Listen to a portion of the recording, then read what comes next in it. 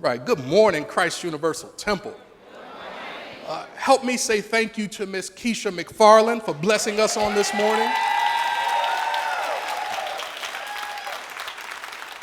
Help me say thank you to, and we still haven't ironed this out. Like when the men sing and when the women sing, like we still haven't ironed out what we call it when this is the blessing we get. So help me say thank you to the women's choir, to the women's chorale, to the women's chorus, all of the above. Yeah, give it to them. Yeah, look like you're having fun too.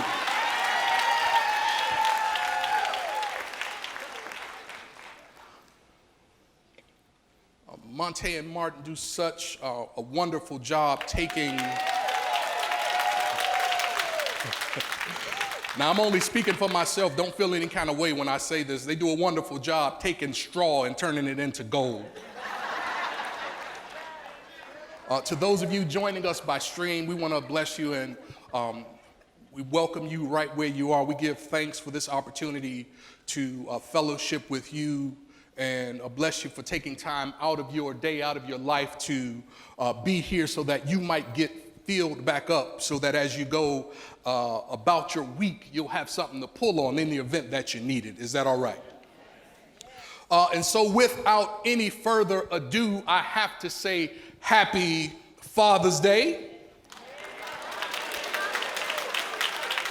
to fathers of any stripe, whether you are a biological father, a surrogate father, a stepfather, an uncle playing father, a spiritual father, whatever role you play, a mentor, whatever role you play as fathers, help me celebrate fathers today.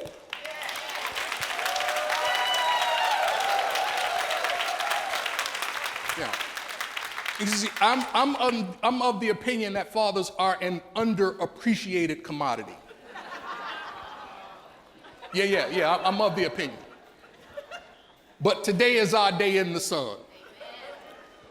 Today we celebrate the man who had to go through childbirth with no anesthetic.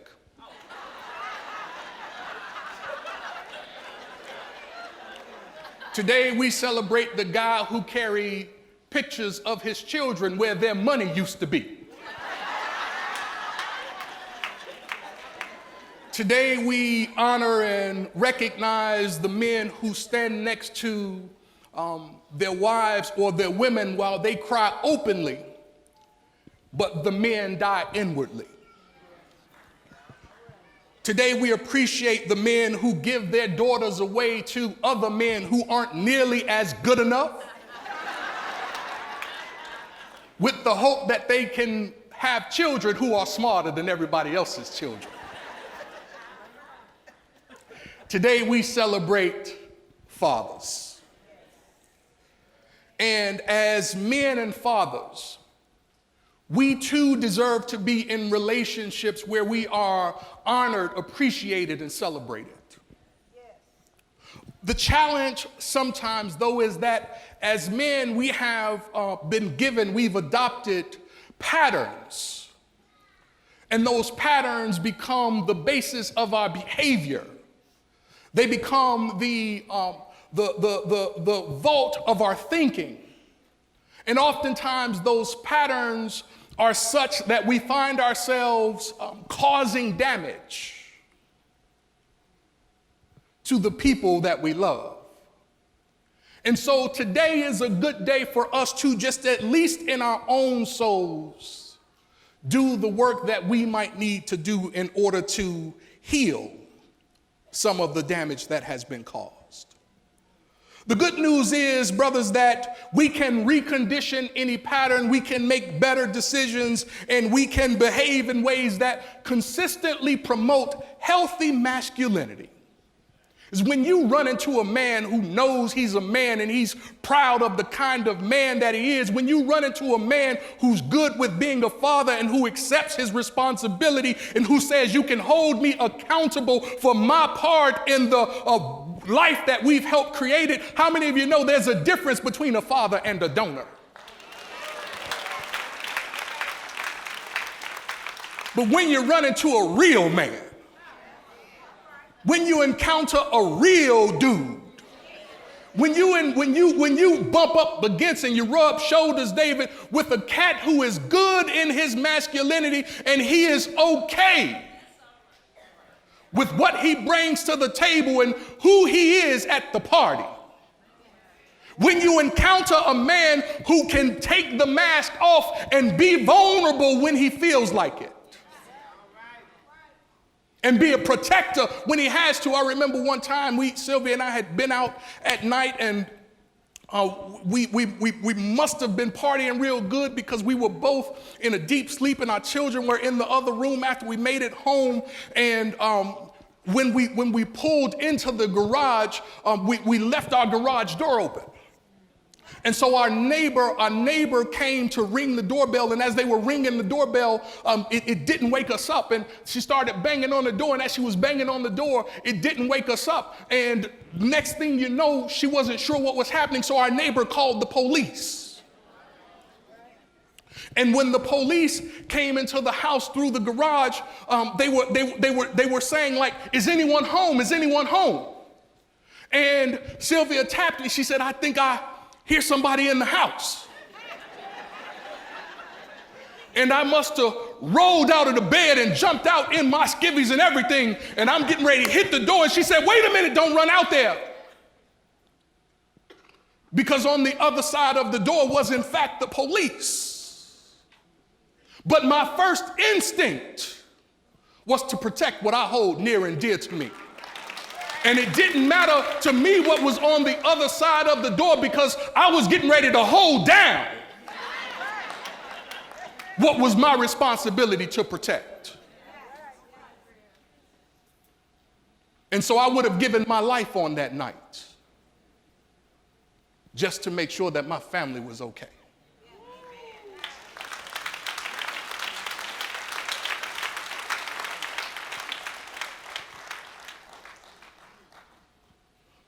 Fathering is a call. See, it's not just a job. It's a call. And when you don't understand that fathering is a call, it's easy to underappreciate somebody you didn't call. See, when the telemarketer just dials your number up and you happen to pick up the phone, there's no appreciation for what they have to offer. But if there is a call that you are expecting, when we receive it, it's a good thing. And so today we want to just give ourselves an opportunity to recondition those patterns. We want to give ourselves a chance to make some better decisions.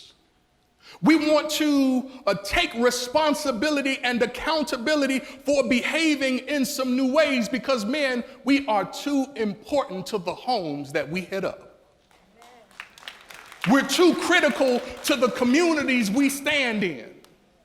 We're too important to the places that we were planted in. So it's important that we show up consistent with the design and the DNA that was placed in us. Is that all right? A father's role is a role of leadership. And the role of leadership is the role of influence.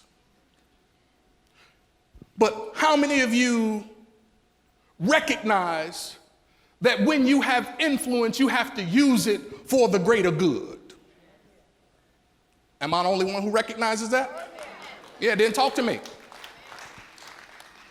And so today I just want to share 6 characteristics that will enable fathers to lead exceptionally well. This is not an exhaustive list. This is not the end all be all. It's just some characteristics that can help us do what we do better. And I want to invite us right here at this stage to not judge ourselves in the event that we haven't lived up to the call. Because I believe we all make the best decision we can make at the time we make it. Let me say it to you this way. We all do the best we can from the level of awareness we have at the moment we have it. You can't make a decision better than the decision you made, even if you had other options. And so when you know better, that's right, talk to me.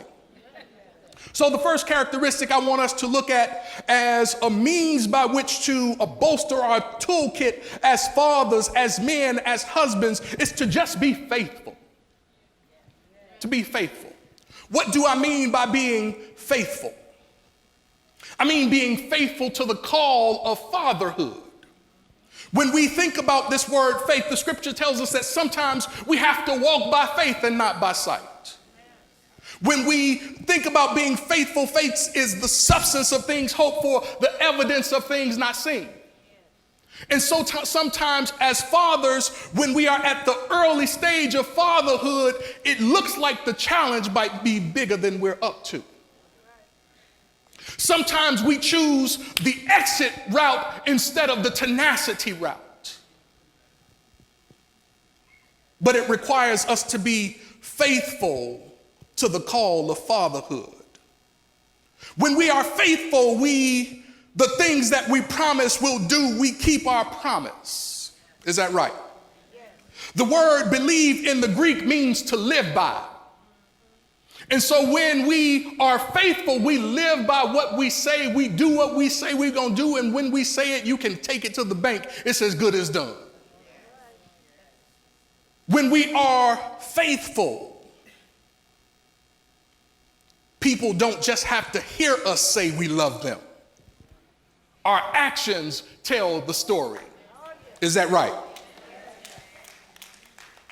When I'm faithful, if I say I'm going to show up, I show up. Because the reality is, if you say you're going to show up, there is some child waiting with great anticipation for the promise that you, Dad, and you alone can bring. And when I don't show up, it breaks the trust. And it impacts my ability to lead and be counted on. It impacts my ability to be believed. And so the first thing we want to do is be faithful to the call of fatherhood. Second thing we want to do is be available. Somebody say available. In sports vernacular, they say the best ability is availability. If you've been paying attention to the recent NBA championships, the Golden State Warriors, who have long been considered one of the modern day dynasties, they just lost to the Toronto Raptors. Is that right? And the prominent thinking is that they lost because their best players were oftentimes not available. Now, I believe in this instance, sports is imitating life in that we lose the game of how to help our children win in life when we are not available for them. And here is the thing. It is possible that there can be people who stand in, subs they call them, in the NBA. And sometimes even when you're injured, you got to figure out how to play hurt. Because playing hurt, even if it costs you, communicates to your entire family that I'm willing to put everything on the line so that you at least get a shot to win the game of life. Got to be available. And availability doesn't just show up in one way. Availability shows up in a number of ways. When we were giving birth to my second son, when we were giving birth to my son,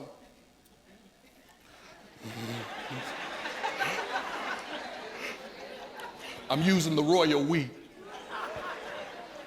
When we were giving birth to my son, we were at the hospital. By we, I mean our first lady. And I I would say babysitting, but it's not really babysitting if you got your own children. And I had my daughter. And mom didn't get a chance to do her hair before the labor pain started. And so I was blessed with the task of doing my daughter Malika's hair so that she and I could go see mom at the hospital. And so no job is too large or too small when you are a father. And so I get the grease and I get the comb and I sit baby girl right in between my legs. And as I sit her in between my legs, I'm going to work because listen, I can do this. I've done many things before. I've combed my own hair. Surely I can comb my daughter's hair. And I put a part right down the middle of her hair because I've seen her mother do it before. And I'm going to put some braids on this side. I'm going to put some braids on that side. I might do 2 or 3 or I might do 2 or 4 or 6 or 8. Who knows? I'm just going to let it work and see how it flows. But I start to put parts in the sides that I just created. So I've got 2 parts. Now I got more parts to the parts. And I take the front part of her hair and I begin to braid it. Then I move to the other side of her head and I begin to braid it. And before you know it, my daughter Malika has 6 beautiful braids in her hair. Now, we get in the car and we drive to the hospital. And we get to the hospital, Ruth, and we walk into the hospital room. And the moment we walked into the hospital room, both my wife and my daughter began to cry at the look of her hair. And my daughter says to her mother, "Daddy gave me pony dogs. I was trying to do ponytails, but apparently my ponytail skill wasn't what I thought it was." But I was there and available to at least learn that I don't know much about braiding hair. But when it comes to being available, we have to be there physically, we have to be there mentally, we have to be there emotionally, and we have to be there spiritually. One of the greatest opportunities for me to learn was when I was having a rough patch. And remember that behavior I was telling you about earlier, how those patterns help generate certain behaviors. And I was stuck in a pattern and I was behaving in certain ways that were destructive to my family. And I wanted to be able to talk to my father because I believed that my father would be able to help me see it in a different way. See, it's one of the few times that I've really wanted to be able to talk to my father. And in wanting to be able to talk to him and in not being able to talk to him, it helped me to better understand and appreciate just the power that comes with being available. Fathers, we have to be available. The next thing we have to be is a teacher. Someone say teacher. And as someone who grew up poor, as someone who grew up wanting, as someone who thought that money was the key to all my problems, it became important to me that I provided for my children in ways that I was not provided for. But here is what I learned, Walt. I learned that in giving them things, the things that I gave them were not equivalent to some of the things that I could have put in them.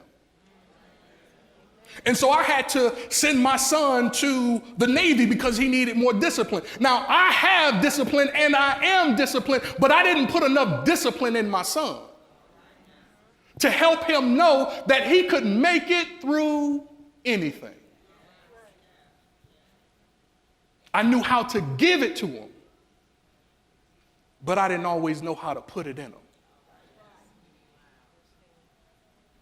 And so as a teacher, what you help put in your children is far more important than what you give them. Khalil Gibran says it this way. Khalil Gibran says, no man can reveal to you aught but that which already lies half asleep in the dawning of your knowledge. He says, the father as teacher, that's my words, the father as teacher who walks in the shadow of the temple among his followers, his children, gives not of wisdom, but rather of his faith and his lovingness. And if he is indeed wise, he does not bode you into the house of his wisdom, but rather lead you to the threshold of your own mind. So then the opportunity is to show your children what's in them, to point them in that direction, rather than to give them things that can never fill up for the spaces that might be missing. What is a father? A father is a hero.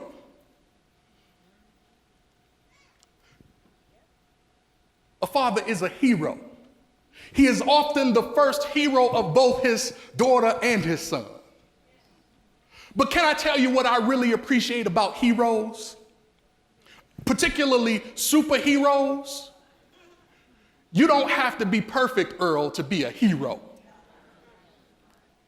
If you saw the Avengers Endgame, any of you see the Avengers Endgame? Did you see F.A.T.H.E.R? I love me some F.A.T.H.E.R. He is a God who has lost himself. And now he just wants to eat and drink. That remind you of anybody?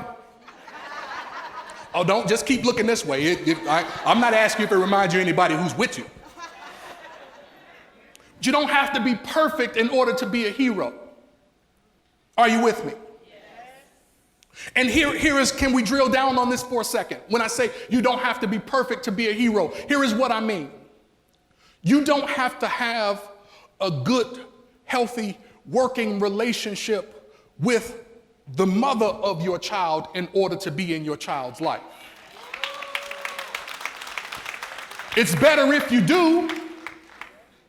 It's ideal if you do. It's wonderful if you do. But sometimes, as they say, people come into our lives for a reason, some for a season, and some for a lifetime. The relationship with your children is intended to be a lifetime one. The relationship with the one you had with might not be. So you don't have to force yourself into a relationship that does not work in order to be a father to your child. See, your child might want daddy and mommy to be together, but sometimes daddy and mommy just don't work well together. Outside of the one event, there's nothing else in common. Are you with me? And so you don't have to be a hero. I mean, you don't have to be perfect to be a hero. You can find common ground with the mother of your children. We call them baby mamas in the hood, or BMs. I like how y'all pretending like y'all know what that means. What is that? What is that, Rev? What is this BM you speak of? I know what a baby mama is. And you know what a baby daddy is. Am I right about it? You don't have to be perfect in order to be a hero for your children, for you as a father. You might question your ability to be a father. Because here is what I discovered. There is no book that perfectly tells you what it's going to take in order to father children. There is no book that tells you the ideal way or gives you the clear roadmap for how to be a father. Some of it is just on-the-job training. And you learn, some of you get it right, some of you get it wrong. The main thing is to do whatever you can to avoid killing your child.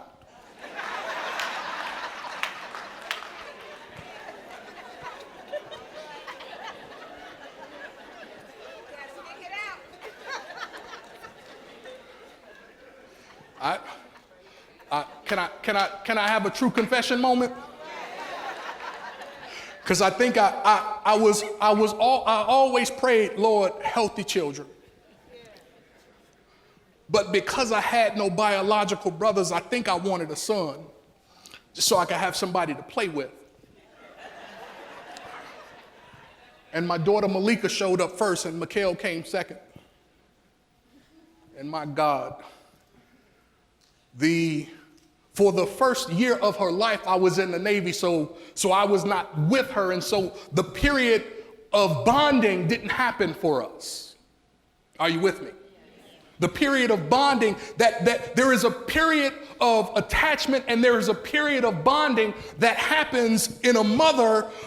Attachment and bonding happen in the mother, but bonding happens for the father. And that period generally happens in the first few months. For the first year of her life, I was still in California while they were here. And so that period of bonding, we didn't have that time, and it troubled me that I came home and one of my good brothers had a closer relationship with my daughter than I did. It troubled my soul. And I always wanted a boy. So the older she got, the more we roughhoused. The older she got, Don, the more we played. Until I accidentally knocked her tooth out. And her mama put an end to all of that playing right there on the spot. My point is, you don't have to be perfect in order to be a hero.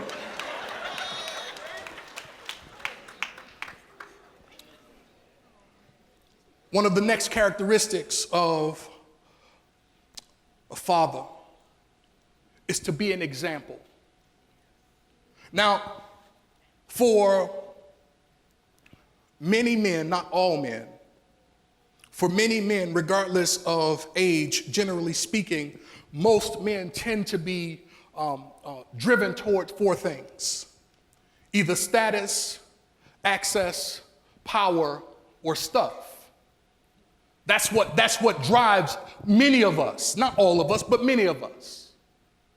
We want status, we want access, we want to be a part of. One of the reasons gang culture is as strong as it is because gangs give you access. We want power, we want stuff. But I believe it was Stephen Covey who said, when our ladder is leaning up against the wrong wall, every step we take up the ladder gets us closer to the wrong place faster. And so I want to encourage us as exemplary fathers and as exemplary men to make sure that our children see us with a holistic prayer life. See, we always talk about when mama prayed or when grandmama prayed, but we rarely talk about when dad prays. Now, that doesn't mean that dad is not praying. See, because dad doesn't pray like mom prays. When mom prays, you'll probably hear mom saying things like, Lord, you know I need to feed these kids, come on through. Lord, I need you today more than I did yesterday. You might hear mom just walking through the house talking about it. But dad will probably resort to his cave, and when he's in his cave, when he's in his secret place, he'll do what he needs to do in order to make contact with the Lord, because he knows that with God, he can't make it by himself.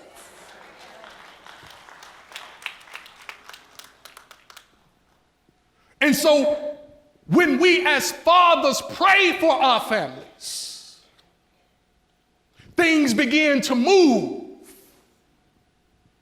When we as fathers hold the truth for our families, things begin to shift. When we as fathers begin to see the potential in them and not just the problems for them, things begin to change. Because there's something about how your dad sees that. There's something about how he sees himself in you and your ability to get through it. And so I just want to encourage us as one of our tools to have an exemplary prayer life as examples of fathers. Last but not least, we have to be reliable. Simply put, we can be counted on.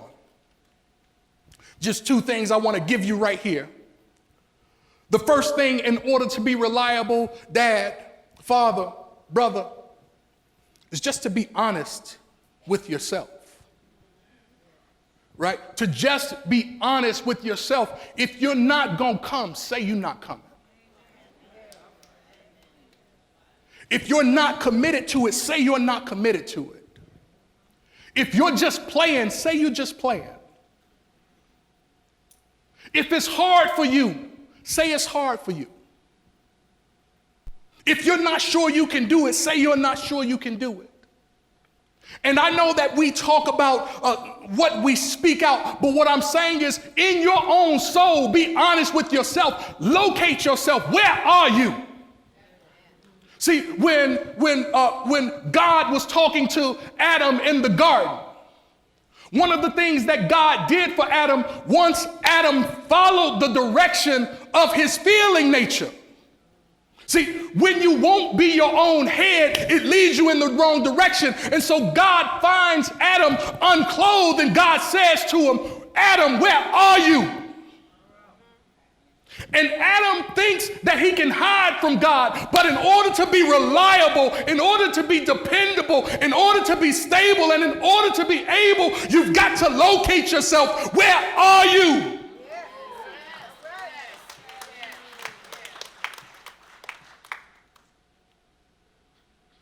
Because the only way our families get better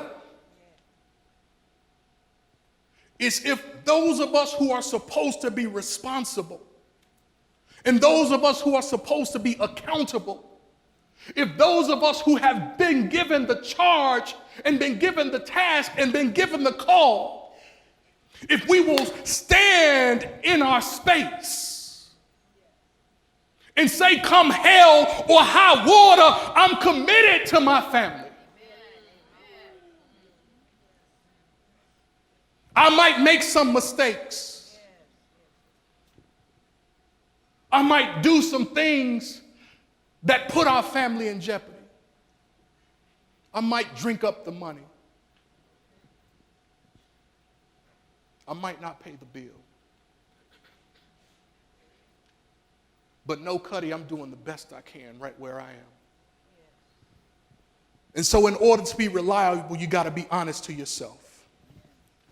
The second thing you've got to do in order to be reliable is you've got to be committed to bigger things.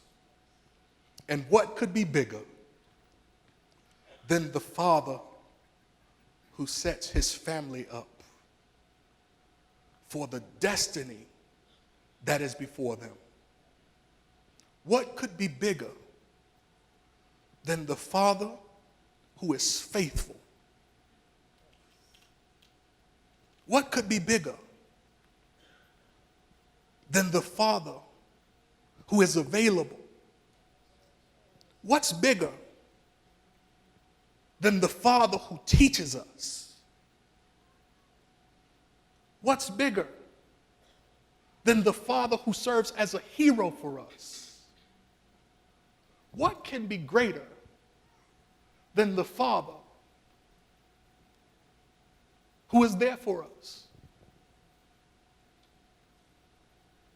The father who is reliable for us. Because when a man shows up, God shows out. And God is ready to be the example in your life, for your family, in your community, and in this world.